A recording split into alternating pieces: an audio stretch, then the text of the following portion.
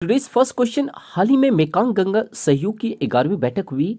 इसमें भारत की ओर से किसने भाग लिया? A S Jaishankar, B Nitin Gadkari, C Amit Shah, D Narendra Modi. First of all we will know about this. Mekong Ganga सहयोग की शुरुआत 2000 में की गई थी। इसमें कुल 6 देश है: Bharat, Cambodia, Thailand, Laos, Myanmar और वियतनाम। भारत को छोड़कर सभी आसियाना के सदस्य देश हैं। इसका जो उद्देश्य है, कनेक्टिविटी, पर्यटन और संस्कृति सहित कई क्षेत्रों में इन देशों के बीच सहयोग को बढ़ावा देना है। इस बैठक में भारत के एस जयशंकर जो विदेश मंत्री हैं भाग लिए थे। इस प्रकार से हमारा जो सही आंसर हो जाएगा ए एस जयशंकर।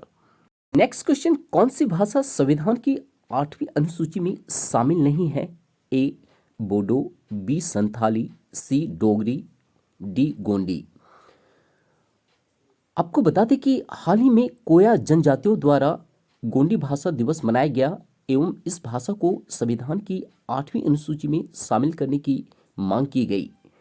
8वीं अनुसूची में अभी तक 22 भाषाएं शामिल हैं। 2004 में 4 भाषाओं बोडो, डोगरी, मैथिली और संथाली को 8वीं अनुसूची में शामिल किया गया था।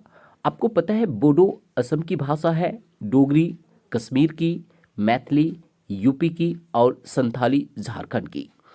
इस प्रकार से संविधान की 8वीं सूची में जो शामिल नहीं है हमारा डी गोंडी। थर्ड क्वेश्चन, किस राज्य के कांटेदार बैगन को भौगोलिक संकेत टैग प्रदान किया गया है? A Karnataka, B Tamil Nadu, C Rajasthan, D Goa. GI tag का जो फुल फॉर्म होता है जियोग्राफिकल इंडिकेशन। यह किसी उत्पाद के लिए एक प्रतीक चिन्ह है जो भौगोलिक उत्पत्ति, विशेष गुणवत्ता और पहचान के आधार पर दिया जाता है। और कांटेदार बैगन को भौगोलिक संकेत जो मिला है वो तमिलनाडु राज्य का है। फोर्थ क्वेश्चन, दुनिया का पहला 3D प्रिंटेड स्टील ब्रिज कहाँ बनाया गया है? ए टोक्यो, बी लंदन, सी ब्रिस्बेन, डी एम्स्टर्डम। इस ब्रिज को नीदरलैंड की राजधानी एम्स्टर्डम में बनाया गया है। इसे एक Dutch robotics company MX 3D द्वारा विशेषज्ञों के सहयोग से बनाया गया है। इसका जो अनावरण नीदरलैंड की महारानी मैक्सिमा द्वारा किया गया है। इस प्रकार से हमारा जो सही आंसर हो जाएगा D Amsterdam. Next question, 2021 investment climate statements India report किसके द्वारा जारी की गई है? ए US State department, B NITI Aayog, सी शिक्षा मंत्रालय, डी वाणिज्य एवं उद्योग मंत्रालय। हाल ही में 2021 investment climate statement India report जारी जो की गई है यूएस स्टेट डिपार्टमेंट के द्वारा। इस रिपोर्ट में भारत को व्यापार करने के लिए एक चुनौतीपूर्ण स्थान बताया गया है।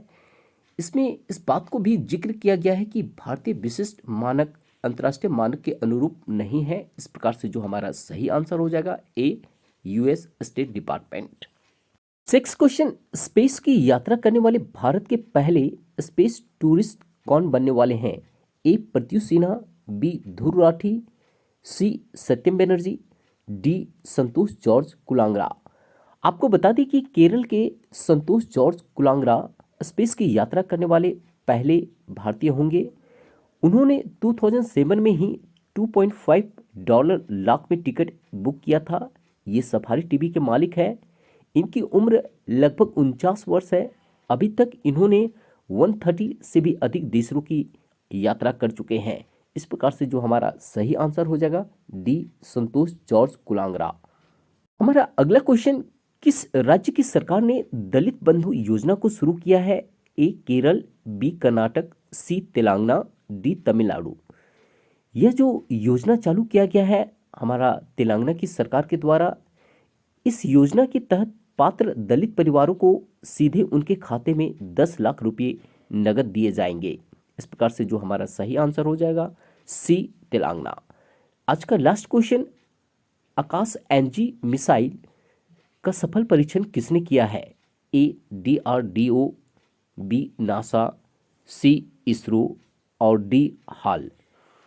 आपको बता दें कि आकाश एनर्जी मिसाइल एक सतह से हवा में मार करने वाली मिसाइल है जो लगभग 60 किलोमीटर की दूरी से ही हमला कर सकती है।